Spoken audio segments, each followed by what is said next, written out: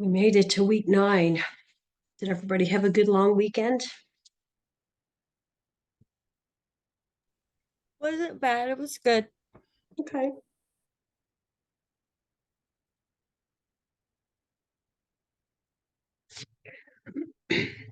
Just going to give it just another minute or so to wait for the rest of these students.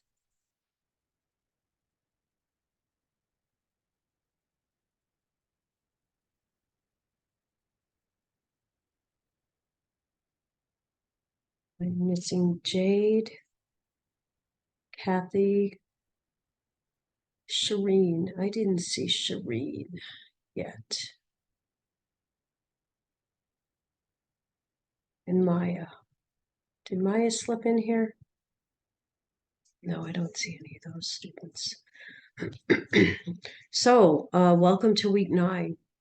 This is actually our last week of content. We'll cover a couple of last topics and go through some of the readings, human abuse and violence and cultural influences in nursing. So I want to go through the announcement I sent over the weekend, which I told you was going to be the kind of the long, detailed, that was the roadmap for the next 4 weeks. Go through that and make sure everybody's clear on what is due. Does anybody have any questions before we get started? I do. Sure. On the HESI prep assignment, I Uh-huh. can't seem to find under disaster where it says level 1, 2, and 3 phases of a disaster. I can't find it. Am I like reading that wrong or Is it not in your readings? I can't find it. I'm looking in MedSurge and I can't find it at all. Like it's chapter 44, right? For the disaster. Okay.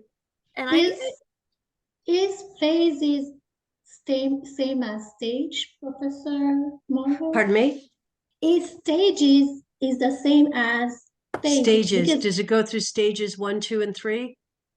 in it the has book it 5. says, yeah. In the Okay. book it has 5, but in the AC it says 3. So should we pick the first 3? Just do levels 1, 2, and or stages 1, 2, and 3. Okay. Yes. Yes, Yes. yes. Thank you. Thank you. You're I welcome. was stuck on that. Okay. Good question. Thank you. Does anybody else have any questions? Okay, let me go ahead and share my screen. I want to review the roadmap. Can everybody see my screen? Yes? No? Yes, yes. Okay, thank you. Thank you. All right, so as I told you last week, first of all, I sent out last week, if any student was below a 78 for a KGA, I sent out mid-module assessments. And those require that you set up a time to meet with me if we haven't already met in the last few weeks. There's some students that I've met with and we're good. If you haven't reached out to me yet to schedule a short visit to talk about strategies for the rest of the term, please do so. Many students have already reached out to me, and that's fantastic. Thank you. And I have several student meetings scheduled. So if you haven't reached out to me, reach out to me, okay? So let's go through weeks 9 through 12. It's going to be a busy couple of weeks here. Okay, we are almost finished. We have 4 weeks left. Okay, so obviously this week is a busy week, week 9. Okay, I've listed out your readings and kind of a long to-do list for this week. You have your NCLEX, your 3rd set of NCLEX. You have a HESI case study, domestic violence and cultural competency. Your HESI prep is due on Sunday. I've had a good amount of students that have already turned it in, so that's great. Your HESI prep is due on Sunday. And then this is the week, exam 3 prep week. Okay. In your attachments at the bottom of this announcement, I sent out the schedule for exam 3 reviews and HESI reviews, which are next week. Okay, and I put in capital letters, there was a change to Professor Ford's review. She's going to be doing it Saturday instead of Wednesday, and I updated that in the document. Okay, so you have 3 reviews for exam 3, Friday, Saturday, and Sunday this week. So if you can't get to one, you will have the recordings for all 3. Okay, and I highly encourage you to, if you can't get to one live, or even if you can, to watch all the recordings. Okay. Let's see. Today, we're going to do a case study in class, exam through review sessions. You have your concept. This is your last concept recording, your last PowerPoint. That was in the announcement this week for week 9. And then next week, we jump into exam 3. Okay. Same as the last 2 exams. The exam will be given during class time, and grades will be posted on Saturday, a week from Saturday after you take the exam. Okay. Next week, your vulnerable populations assignment is due. So week 10. Okay. Also during week 10, you can attend 3 different HESI reviews, and they're on the master schedule I sent you at the bottom of the announcements. Okay, so this week is exam 3 reviews. Next week is HESI reviews. We can't do the HESI reviews during class next week, obviously, because we're doing the exam. So that's an additional time slot outside of class for the HESI reviews. Okay, and I put a little note in here with regards to preparing for HESI. Obviously, your HESI prep assignment is a very important part of your studying and your preparation for HESI. You will have your 3 study guides for exams 1, 2, and 3. You have your weekly notes. You have the concept recordings for each week. And then don't forget about the quiz rationales. I will go back and review the quiz rationales. I'm still working on getting you quiz 5 rationales. I put in an IT ticket last Friday because had the same issues with my Friday class. So the rationales weren't coming through to any of the sections. So I do have an IT ticket in. Hopefully they're working on that, and I should get some information in the next couple of days. But you should have all the quiz rationales through quizzes 1 through 4. Okay, so I will let you know when I get quiz 5 resolved. And then HESI week, you jump right from exam 3 into HESI. I've sent out a master schedule last week of the campuses that I know what the dates are. There were 3 campuses that had not yet listed the dates of the community HESI. I checked over the weekend, and those 3 campuses have still not reported. Everybody knows what I'm talking about, right? Sent out a spreadsheet with all the campuses and all the dates for the community HESI. I would say by this week, your campuses should be reaching out to you, advising you how to sign up to take the HESIs. Okay. As far as attendance goes for week 11, your taking of the HESI is considered your week 11 attendance. Okay, week 12. Sorry. I always encourage students to try and complete their remediation as soon after the HESI as you take it. But you do have up until you'll be testing on, when is Essington? Are you Monday? Monday the 16th? I don't have Yeah, we Monday the 16th. Okay. And Port St. Lucie is when? I think we're the 17th. Monday and Tuesday? 17th, yeah. Okay, so you'll 17th have, at 1 p.m. okay, so you have until the following Monday, the 23rd, to complete your remediation. I would highly suggest you don't wait until that Monday. I know you have other HESIs that week, but I would encourage you to get your remediation done as soon as you can. Okay, so the Monday, Essington will have a week to complete it.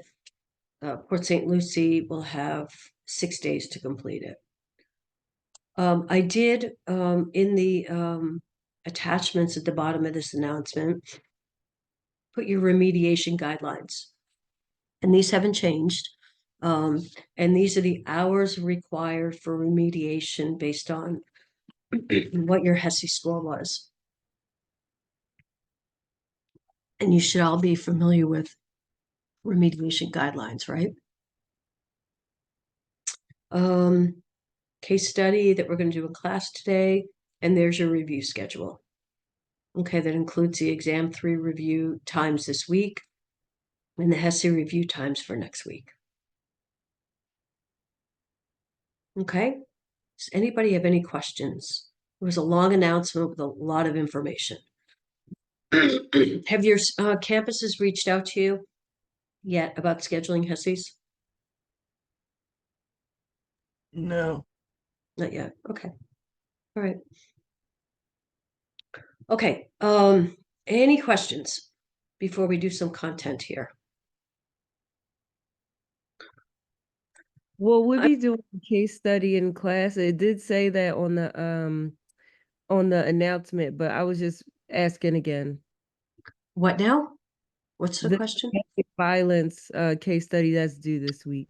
Oh no, that's an assignment. That's a HESI case study you'll be doing outside of class. The Jeanette, case it's study kind of we're- like a quiz. It's like a quiz, Jeanette. Oh, you did it? Pardon me? Never mind. We're going to be doing a cultural competency case study in class today to support the content the content that we review about culture. Okay, your HESI case study is a week 9 actual assignment that will come through the grade book. It's like you also had one in week 4. Does that make sense? Jeanette? I'm so sorry. Can you repeat that? You have a week 9 assignment outside the classroom. It's a HESI case study, domestic violence and cultural competency. That is separate from the case study we're going to be doing in class today. Okay. Does that help? Yeah. Okay. Okay. Let's go ahead and review. I included a lot of sorry, I have something caught in my throat. Human abuse and violence. Okay, which is one of our concepts to be covered this week. What did you learn after listening to the concept review? What did you learn about what kinds of human abuse and violence there are? What are some examples? Domestic. Domestic violence. Okay, what else?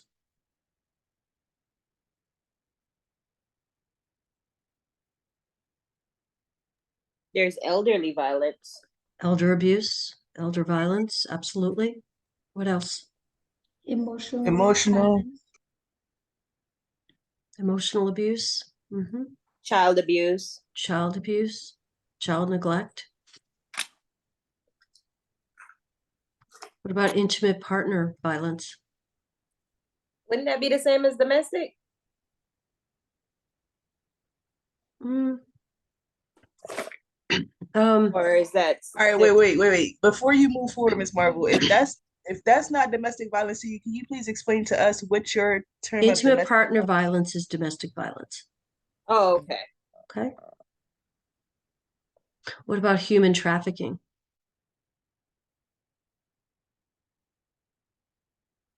What about assault, battery, suicide, violence against yourself, right? We do know that violence is obviously a maladaptive coping mechanism, right? Violence is more common in vulnerable populations, right? Violence tends to mean trying to exhibit or regain control of the situation. Okay.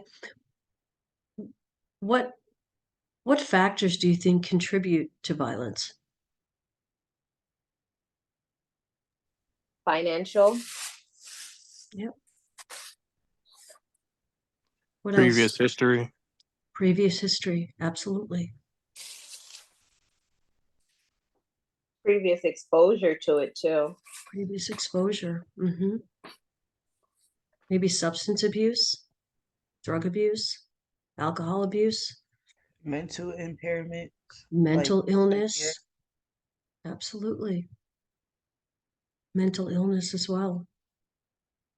Maybe certain vulnerabilities. What populations, what vulnerable populations might violence be more common with? Kids, Children. children, Mhm. elders, Elders. Maybe the homeless. LGBTQ population. Teen pregnancy. Teen pregnancy, good one. Yes. Domestic violence is quite common in teen pregnancy. So we know that high levels of violence are tied to health disparities and adverse health outcomes, which is what we just talked about. What does it mean when we say nurses are mandatory reporters? What does that mean?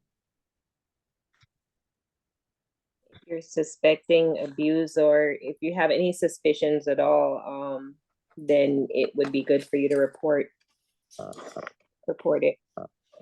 Well, you have to report it. You Whether have it's to a report. child or an It's adult. mandatory. Yeah, mandatory. You have to Mandatory. report. Right. And does that just include while you're at work? No. What does that include?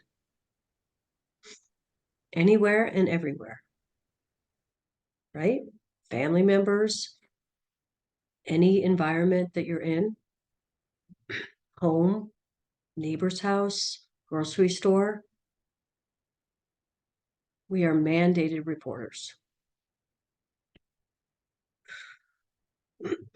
We know that kids who are exposed to violence, whether they're actual victims of violence or witnesses of violence, are at very high risk for developing mental issues, maybe at risk for developing self-harm behavior, substance abuse issues, maybe suicidal ideations.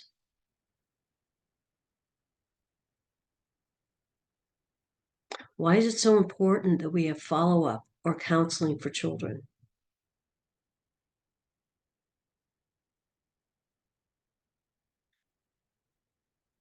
Why do you think?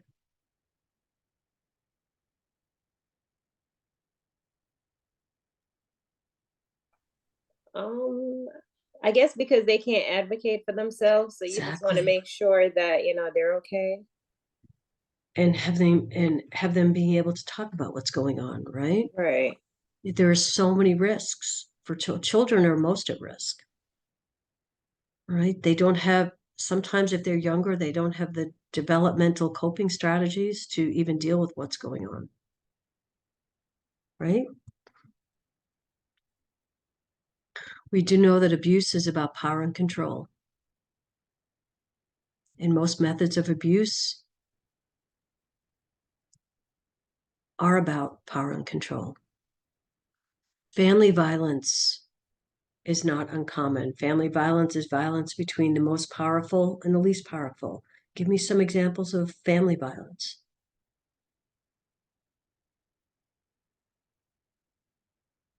Domestic violence, we've already talked about. Intimate partner, domestic violence and intimate partner violence.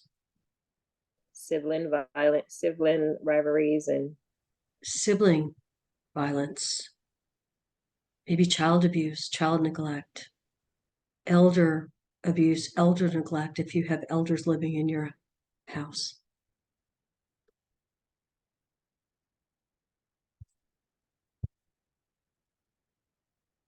What are some symptoms from your reading? What did you learn? Symptoms victims of violence may exhibit.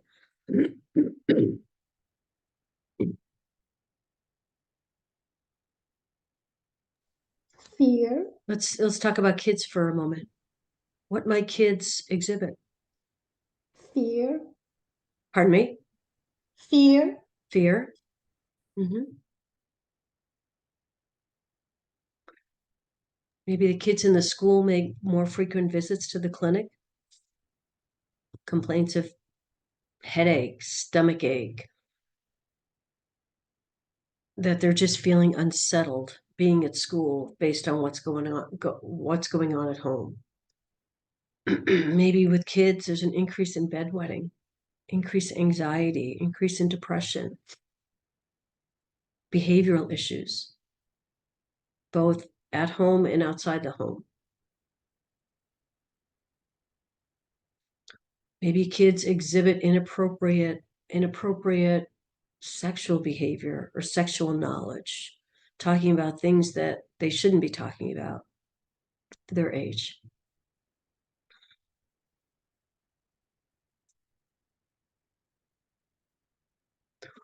With regards to abused women, what might they exhibit? Prone to chronic headaches, maybe heart palpitations, sleep and appetite disturbances, sexual dysfunction, irritable bowel syndrome, urinary frequency and urgency, maybe recurrent vaginal infections.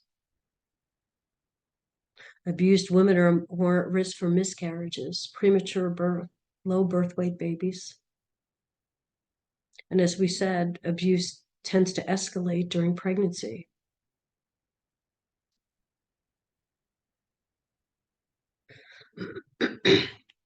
Elders are at risk for numerous kinds of violence: physical, emotional, financial abuse, as well as neglect. What would be some examples of emotional abuse with elders?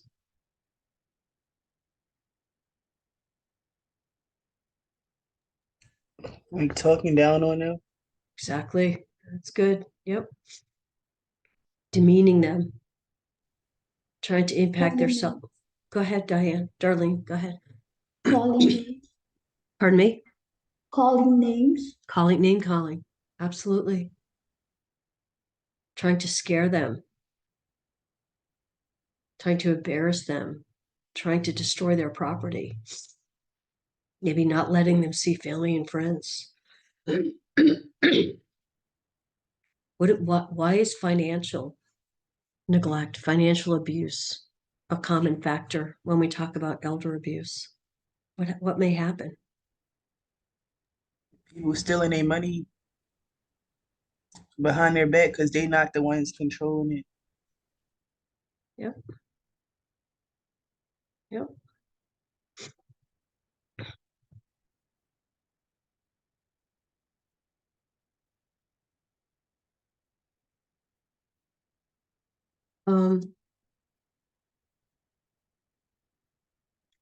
Okay.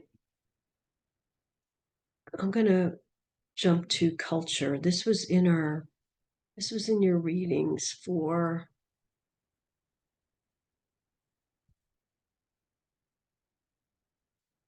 I'm jumping to chapter 14 in your fundamentals book.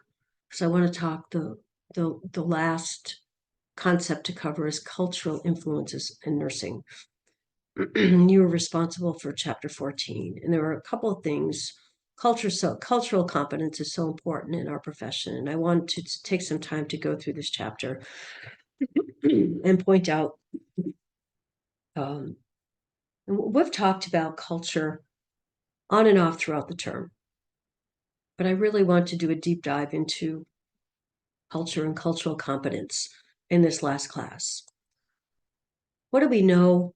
I'm in your book now, and I've highlighted certain sections that are important to know about culture and cultural competence and how culture plays a role in our profession. So what do we know culture to be? We've talked about this before. Each culture is a gathering of beliefs, values, assumptions, right, that is maintained by a group of people that are within that culture, right? We know that culture encompasses certain behaviors, certain beliefs, attitudes, norms that make up their worldwide view of their culture. Right? I want to go through the 4 distinguishing features of culture. All right, we know that culture is learned and acquired. All right, it usually starts at birth and continues on as we participate in the practices, the values, beliefs in the culture.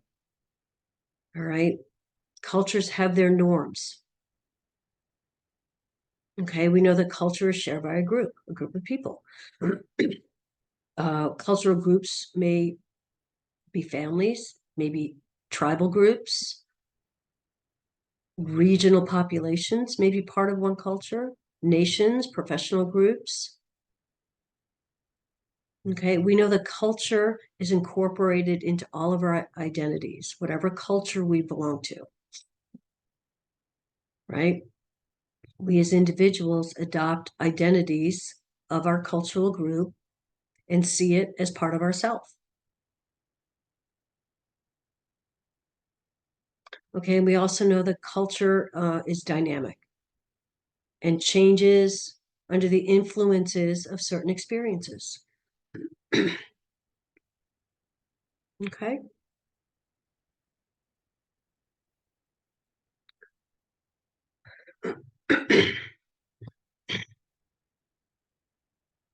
I've highlighted what I want to review in this chapter. Pardon me.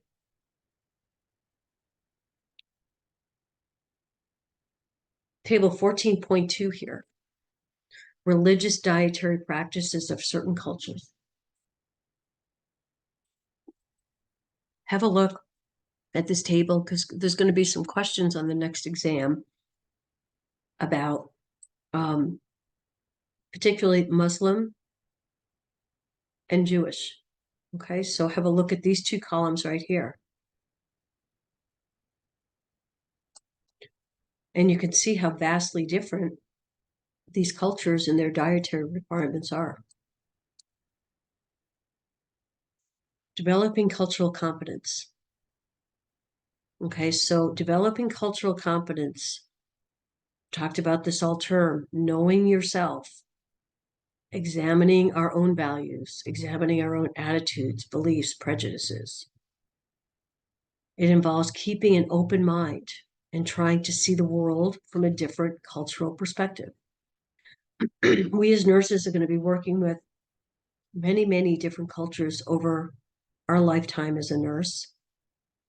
And we have to be able to recognize the practices and beliefs and values and attitudes that each culture brings into their healthcare plan. Okay.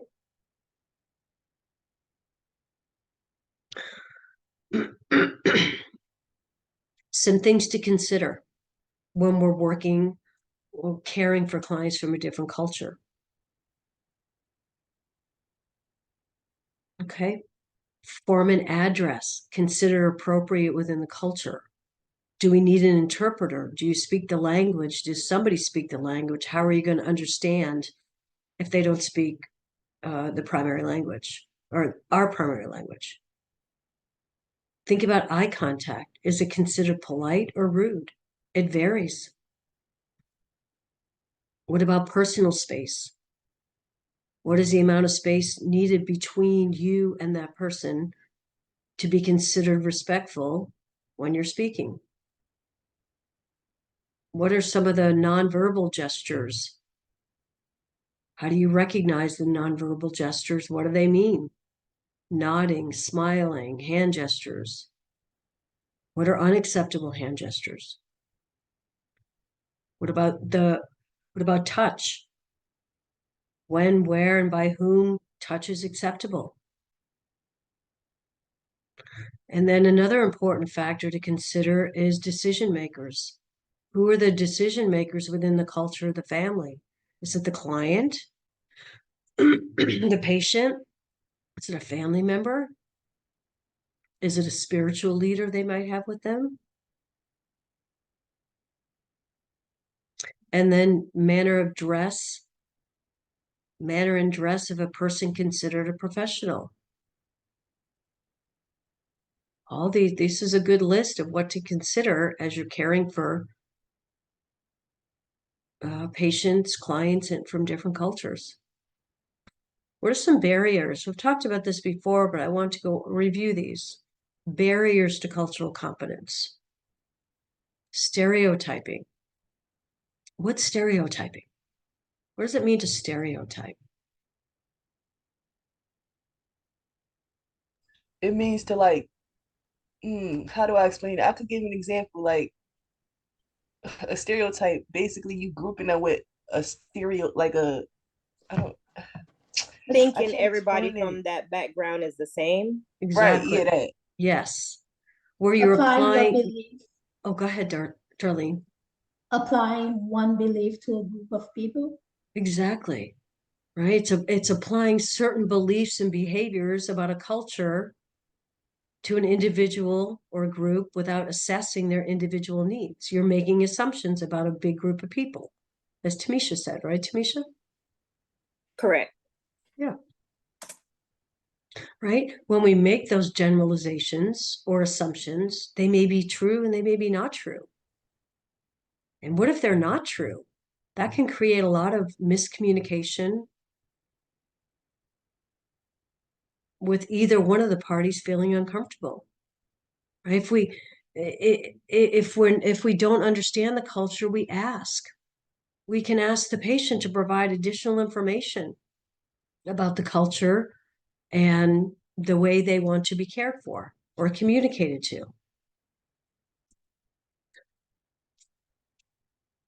Another barrier is prejudice. Right? These are pre-beliefs, manifestations, or negative stereotypes that you have about a certain culture. Racism is a certain form of prejudice. Right? And racism does happen where we're exercising power against groups that are judged inferior. Ethnocentrism is another barrier. We believe that our culture is the only one that we should be following, or the only one that exists, right? Where we don't have we think our cultural beliefs, practices, attitudes, values should be applied to others.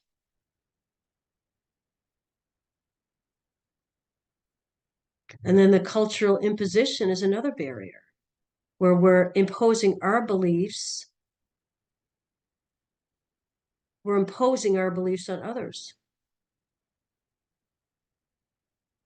Okay, we need to be careful not to impose our personal values on patients that are from a different culture. And then we also have cultural conflict, which can maybe arise from a misunderstanding or an expectation. Maybe we're not responding appropriately to another individual's cultural practices because we're unfamiliar. Cultural conflicts are very common, right? Cultural conflicts, we can work to avoid these, all right, by educating ourselves and becoming knowledgeable on what the patient's expectations are from a different culture. What are their expectations of how we, as their caregivers, can provide culturally competent care? And then cultural shock is the ultimate barrier, where we are just unable to care for a client of a particular culture. All right, we feel helpless. We are not comfortable in even trying to understand or adapt to the values, beliefs, practices of a certain culture. Okay, our values, beliefs, practices are so radically different that we're not even able to provide care.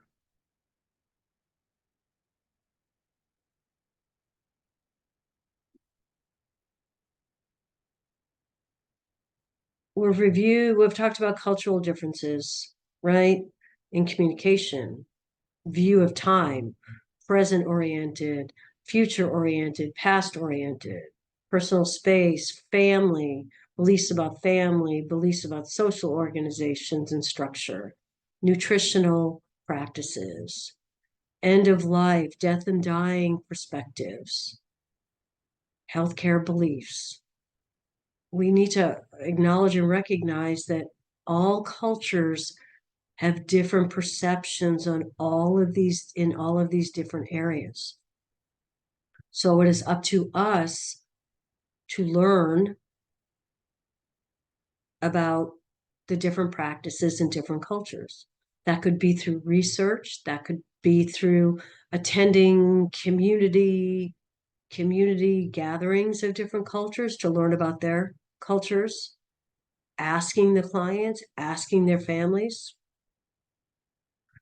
And then it goes through the chapter goes through in more specifics some of the ways that we could, some of the differences in the way some of the differences cultures have and the way we could learn about them.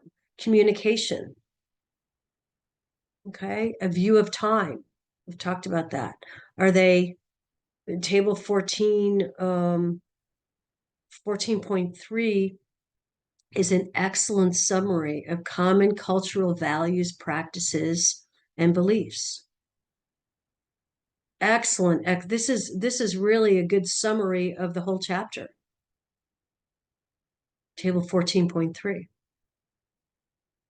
So please have a look at that. Personal space. There'll be differences between cultures, family organization and structure, nutritional preferences, death and dying, healthcare beliefs. So I hope you've taken the time to read through this chapter.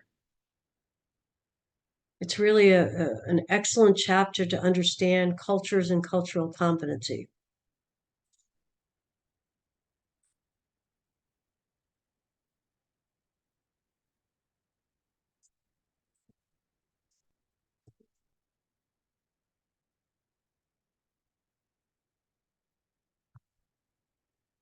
Okay.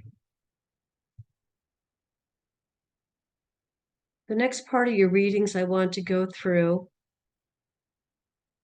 This was from your readings in ethics in nursing and legal practice. Okay, this is in, let's see, this is in your fundamentals book, chapter 3. Okay, this is legal and ethical aspects. Okay, so we do have laws and guidelines affecting our nursing practice. Okay, one of the agencies that have laws and guidelines affecting our nursing practice is OSHA. We talked about this a few weeks ago when we did our occupational health concept review. Okay, what is OSHA? What does OSHA have to do with them? What do they do?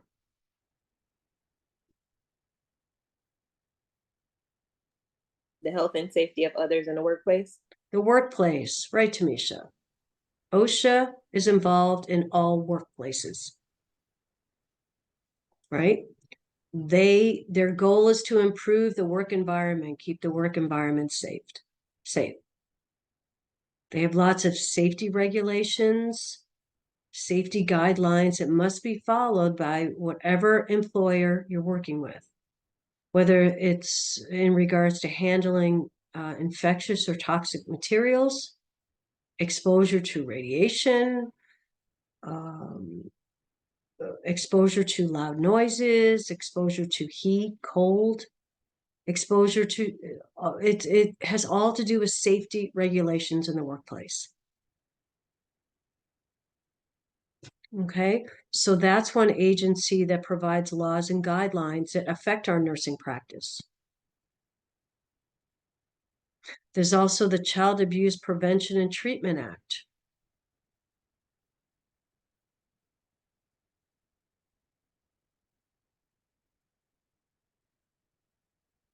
Okay. There are also laws and guidelines to protect for discrimination, right? laws and guidelines to protect against sexual harassment. And then we are all, what is the Good Samaritan law? What is that?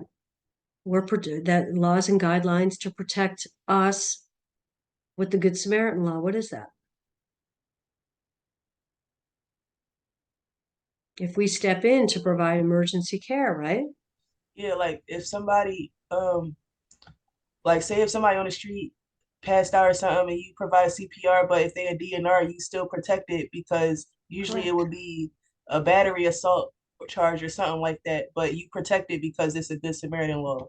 Exactly. There's also laws and guidelines to protect patient rights, right? Patient Bill of Rights. Okay, HIPAA. Okay, see, these are all legal aspects of our profession.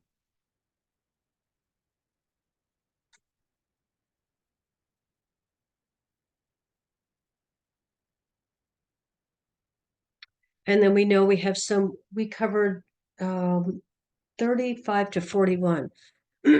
So legal documents that we need to think about within our practice as well. We have the patient's medical record. We have the HIPAA laws that provide privacy, right, for the patient's records.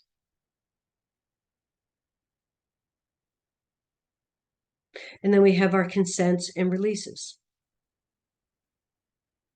Okay, so legal and ethical aspects of our practice we must adhere to them, right? Clients have their advance directives, their health directives, advance directives, okay, the living will.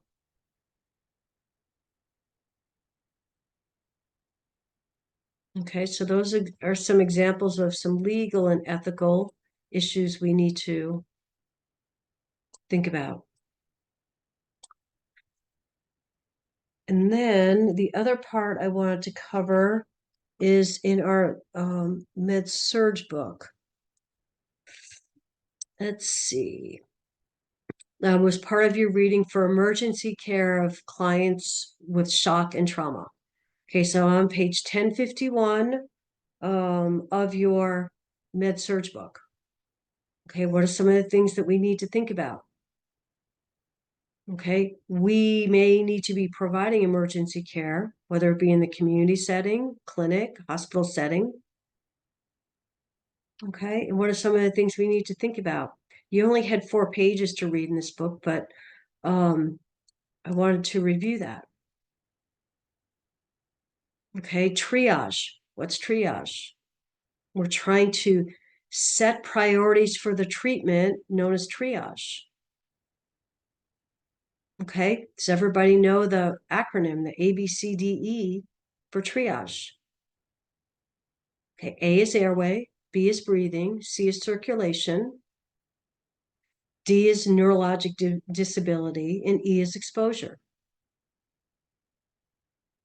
That's a good way to remember how to triage. And then it goes through each of the assessments of the ABCDE. So please have a look at that. This is going to be covered on a few questions on your next exam. Okay. And here is an excellent evaluation of accident and emergency patients. Here's an excellent visual of your ABCDE with regards to triage. Okay. So this is a good summary of the pages the 1051 to 1054 is this chart. Okay, so have a look at that. Okay. So I want to cover those sections in your sections in your book. Questions. Make sure I want to read to you. Going back to cultural influences in nursing. Here's my parting paragraph for you. Okay, and this is back to cultural competence. And I'm just going to read it because I read it at the end of all my classes. This is the ultimate goal, one of the ultimate goals of being able to care for all different kinds of clients. To develop cultural competence, we need to be sensitive to the cultural implications during every encounter. Avoid stereotyping based on race and ethnicity. We need to be asking questions to stimulate learning about the client's culture. Avoid making assumptions about nonverbal cues from clients from unfamiliar cultures. We need to make ongoing discovery of various cultures a priority in our nursing practice and use a variety of sources to learn. Avoid ethnocentrism, which is the belief that one's own ethical cultural group defines the standards of behavior by which all groups are to be judged. Okay? Does that make sense? Does anybody have any questions about the book readings from this week or the abuse, human abuse, or cultural competency? I want to go to I'm going to create 3 breakout rooms. And if somebody in each room is going to have to pull up the case study that is in your announcement. And then room 1 will answer question 1. Room 2 will answer question 2. And room 3 will answer question 3. And this is a really good case study. It is about cultural competence and reinforces what we've been learning about cultural competency.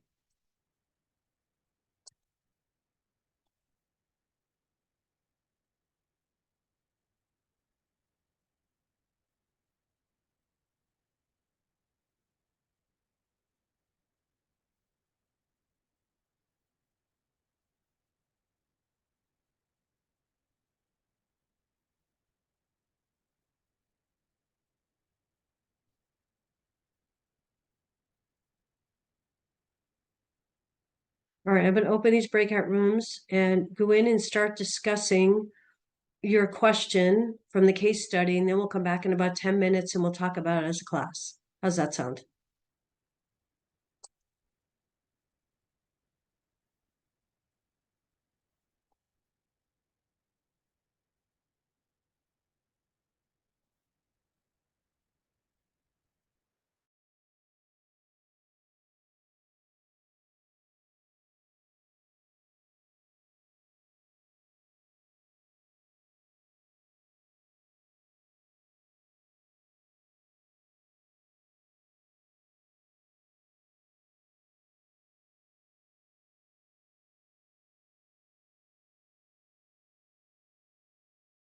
Iris, can you join your group, please?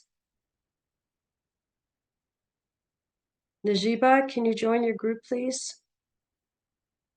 And Chantel, if you could join your group.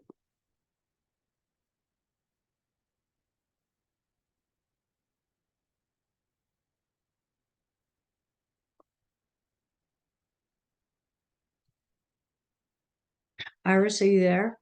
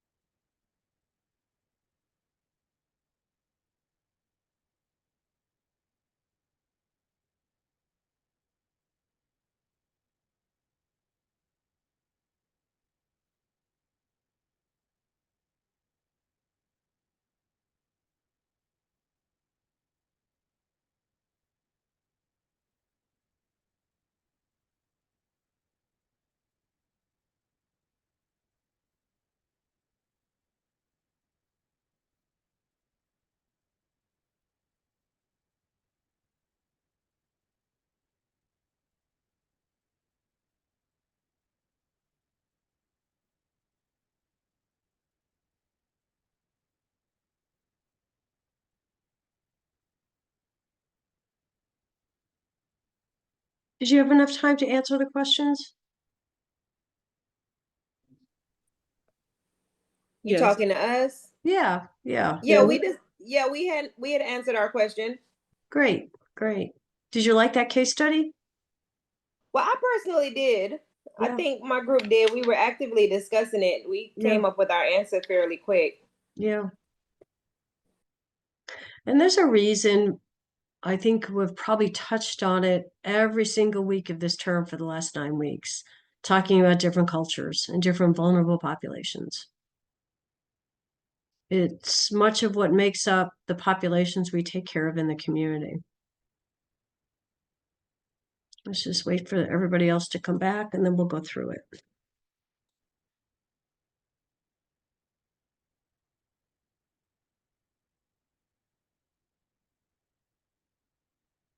Okay. Is that everybody?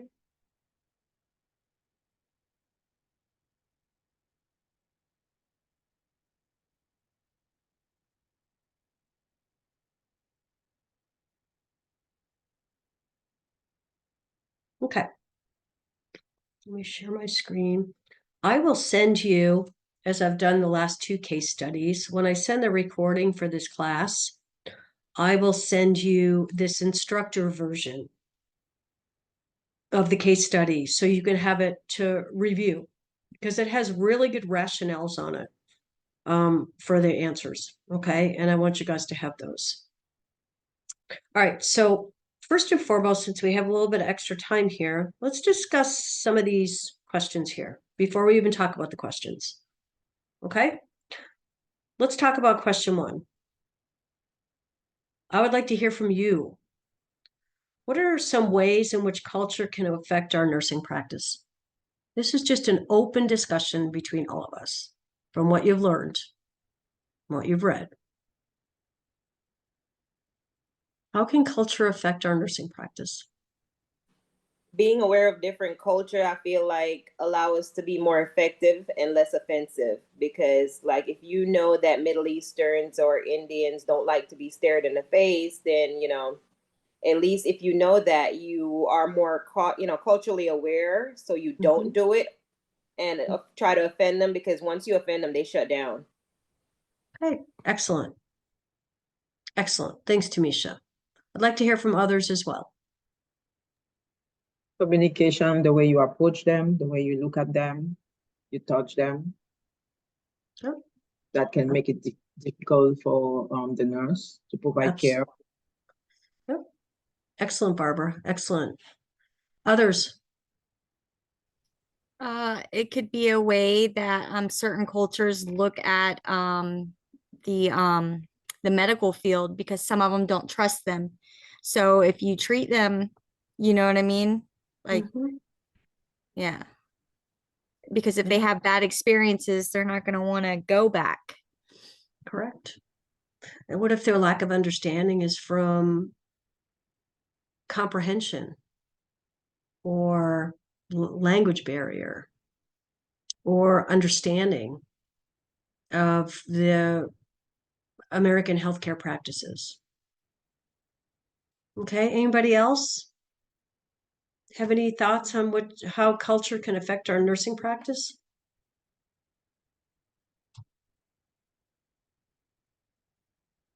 Okay, give me some, let's talk about some examples of how we can develop cultural competence to meet the healthcare needs of culturally diverse clients. What can we do?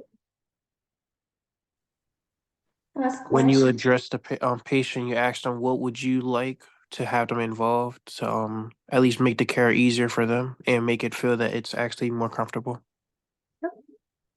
What are some examples of what Caleb just said?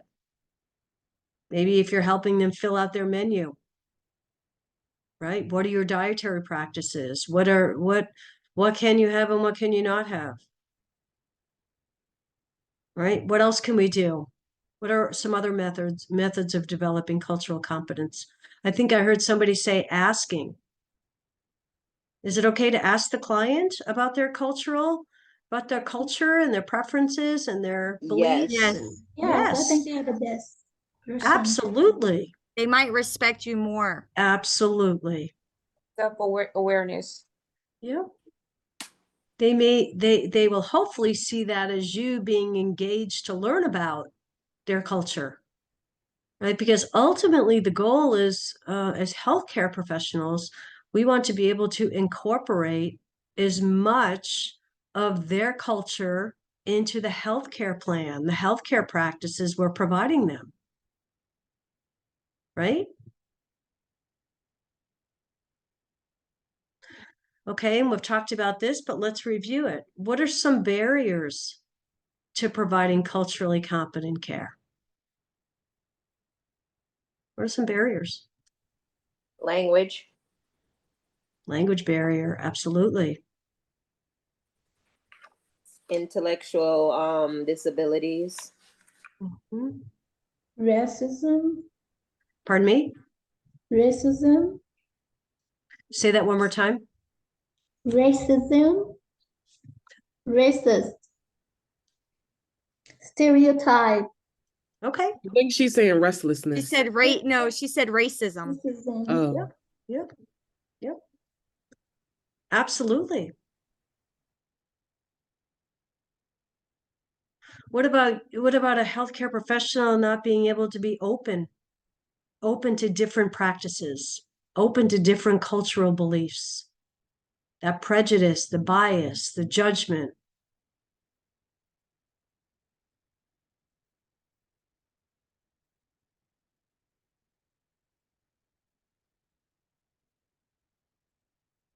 Okay, let's talk about our case study. Okay, so Nancy is a public health nurse working in a clinic that provides services to a community of Hmong immigrants. These individuals are applying for immigration visas and are required to undergo medical screening and examination.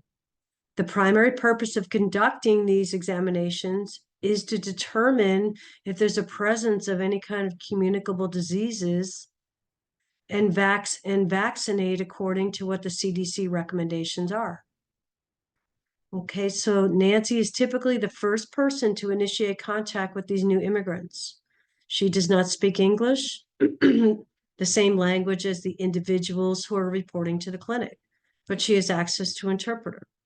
She's aware that clients are nervous about seeking care because they're unfamiliar with US practices. This is a snapshot of what we've been talking about. This is a real life example, right?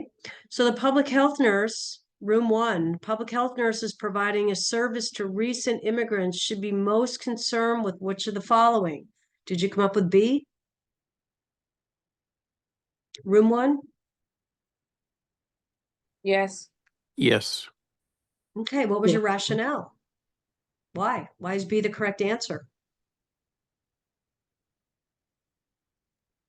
Since she already has a access to interpreter already on standby, the next thing that's up close is knowing if the highest risk for diseases from the population, as Right. noted. Absolutely. Nurses need to know, I'm in the rationale now.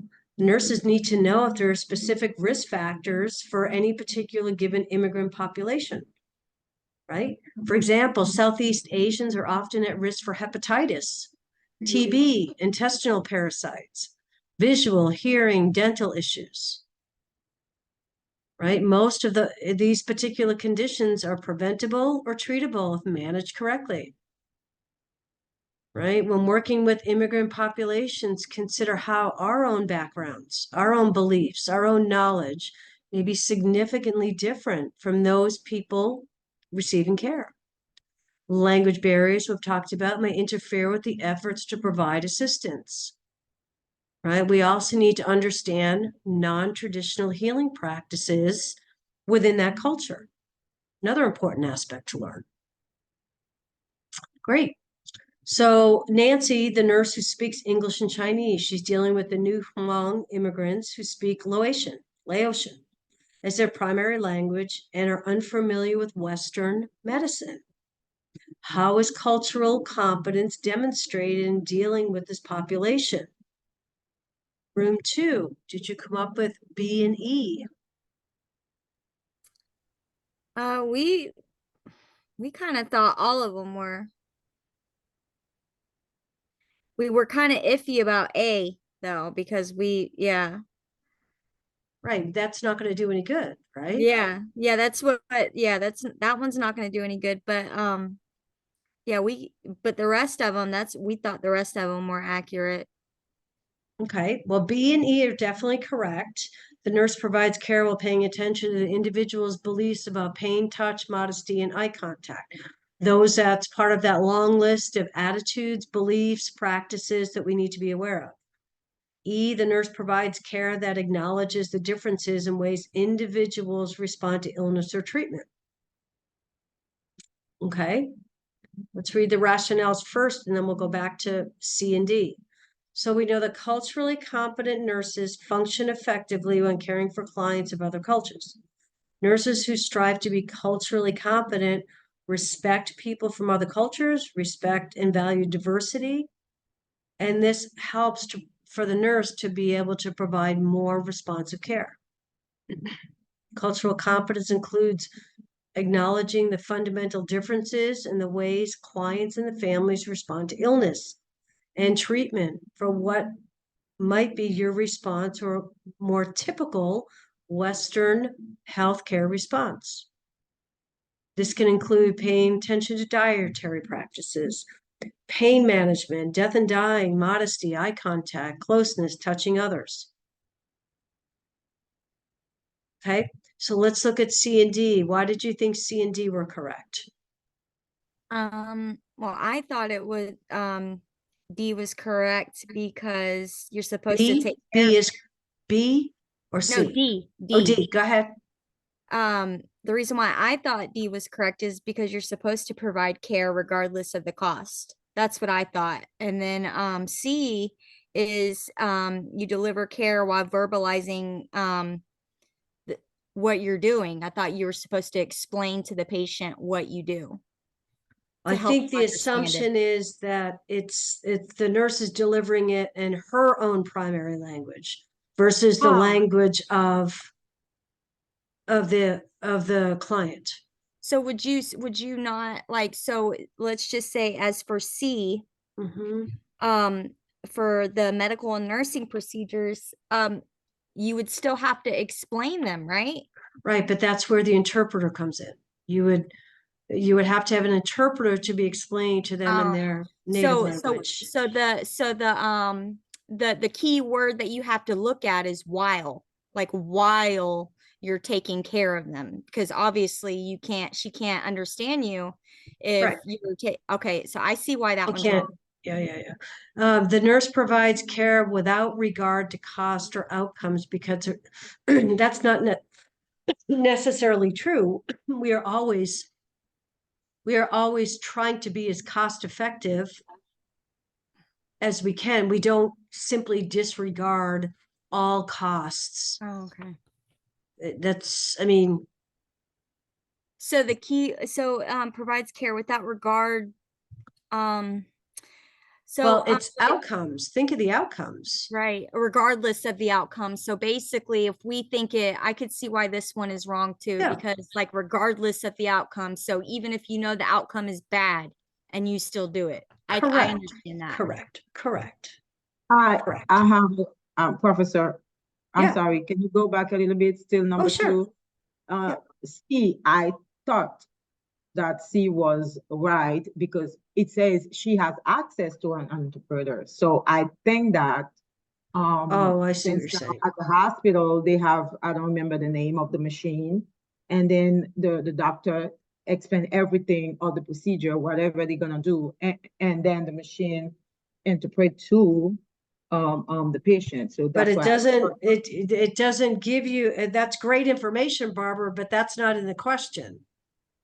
Right? No, I use the information that they give to introduce the nurse and the care that she's gonna provide. Here it says about maybe I overthink. Marvel, I was thinking about it. It's how the question is. How is cultural? So I don't think cost is part of the culture. Right. Yeah, I agree. Yeah. And Then you cannot number, see. But what about cost the is other- always something we consider. Always. We have to have some, we do have to consider cost when caring for anybody.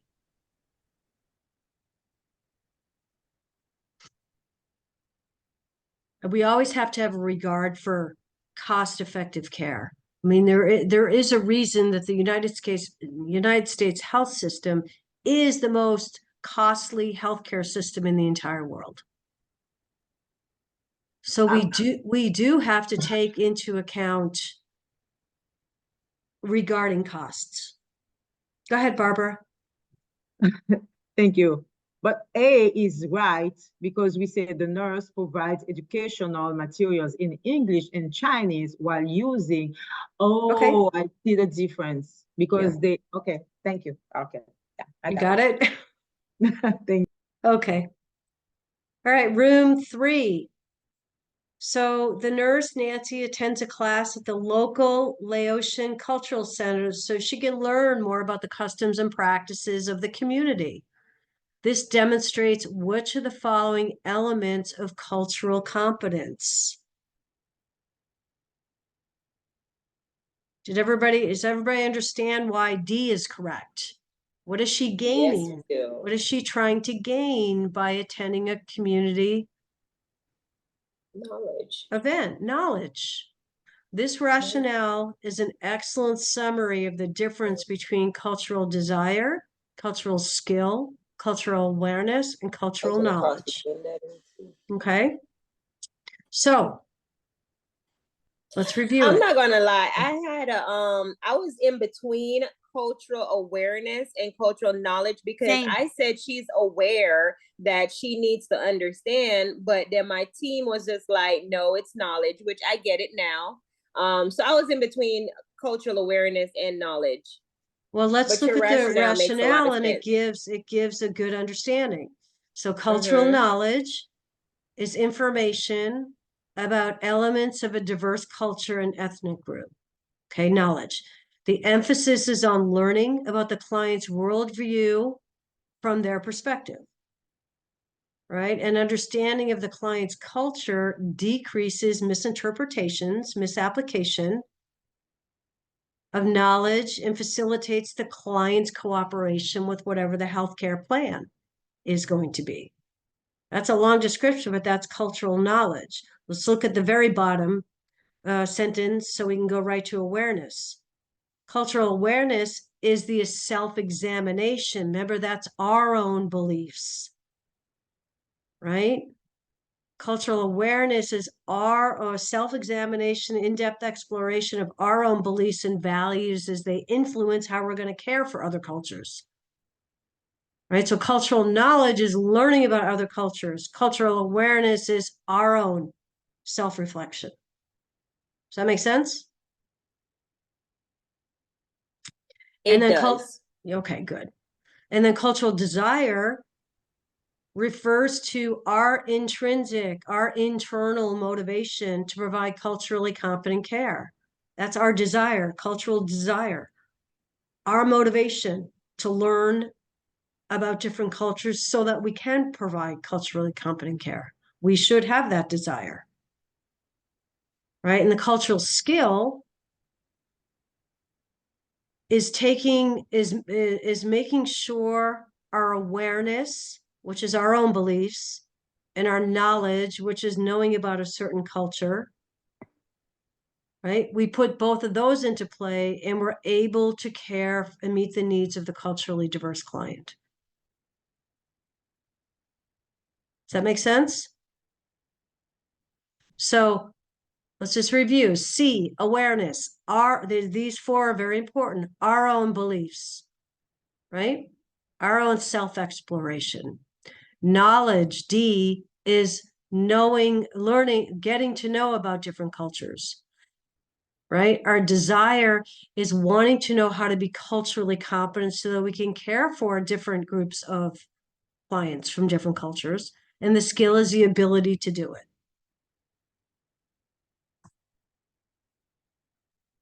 right?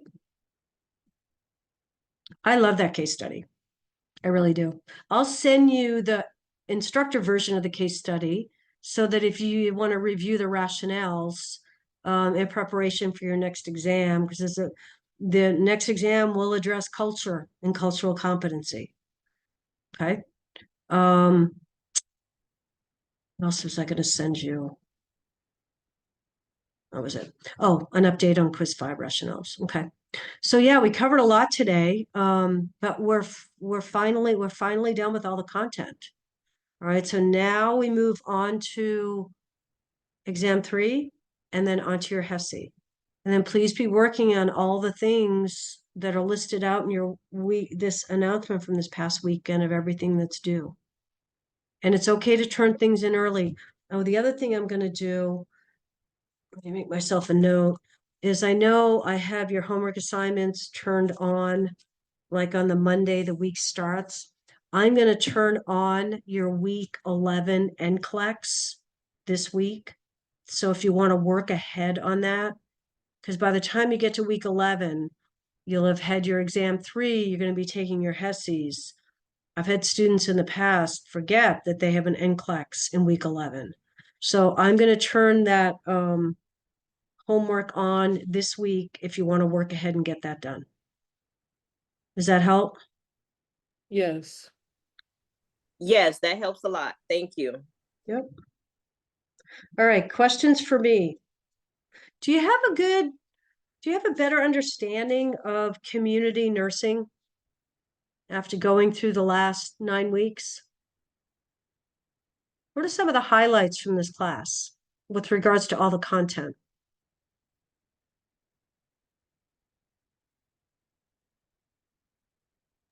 For me, it's understanding what a community nurse and school nurse does. I thought school nurses was just simply my stomach hurt and that's it. You know, they Putting give a them Band-Aid Tylenol on. and send them home. I didn't know that their job extended so far out into the community. So I definitely appreciated that part in community. Anybody else?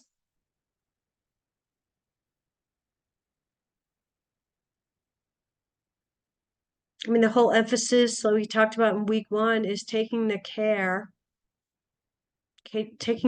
you provide in the acute care settings and moving it into the community setting. Yes, your skills are the same, but the approach looks different. The population may be different, and the way we deliver care will be different. Home health nursing, hospice nursing, school nursing, occupational health nursing, right? Okay. All right, well, we're done a few minutes early today. Does anybody have any questions? I do, but I guess I'll wait till after class. Okay, all right. All right, anybody else have any questions? Well, I hope you have a good rest of the week. Reach out if you need anything, okay? And you're in the home stretch. You guys are doing great. Very proud of you. Okay? Have a good rest of the week. Thank you, Professor. All right. Good You're day. welcome.